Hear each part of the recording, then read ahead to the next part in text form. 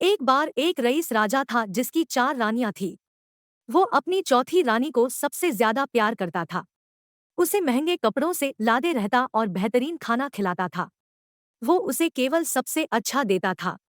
वो अपनी तीसरी पत्नी से भी बहुत प्यार करता था और उसका आस पास के राज्यों में बखान करता था।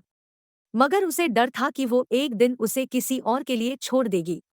वो अपनी दूसरी पत्नी से भी प्यार करता था और वो उसकी हमराज थी और वो उसके साथ हमेशा सहानुभूति, इज्जत और धैर्य से रहती थी।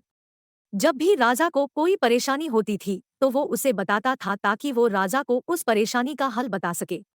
राजा की पहली पत्नी राजा की सबसे वफादार थी और राज्य और उसकी दौलत बढ़ाने में बहुत मदद करती थी। मगर वह अपनी पहली पत्नी से प्यार नहीं करता था। एक बार राजा बीमार पड़ गया और उसे समझ आ गया कि उसके पास समय बहुत कम है।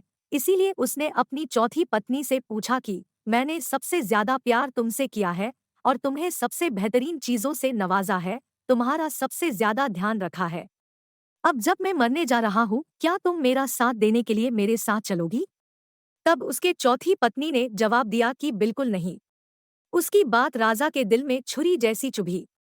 अब दुखी राजा ने अपने तीसरे पत्नी से पूछा कि मैंने सारी जिंदगी तुमसे प्यार किया, अब मैं जा रहा हूँ, क्या तुम मेरे साथ चलोगी?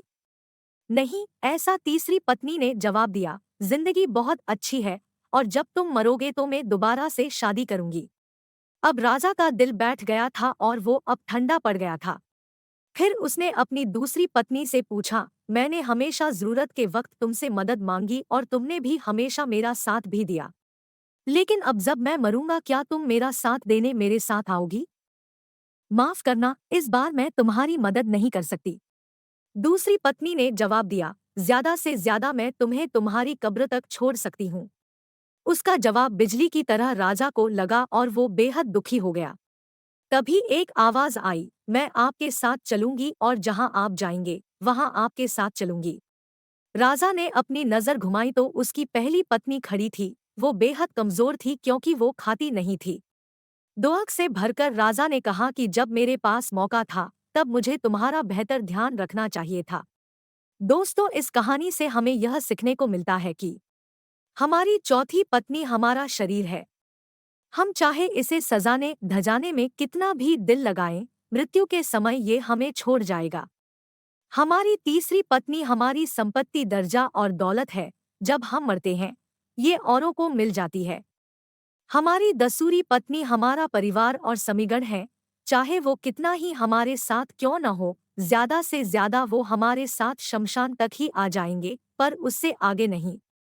हमारी पहली पत्नी हमारी आत्मा है, जो अक्सर दौलत, ताकत और अहंकार के सले बेध्यान हो जाती है।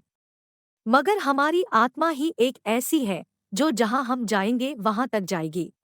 इसीलिए इसे उपजाएं, ताकतवर बनाएं और इसका आज से ही ध्यान रखें।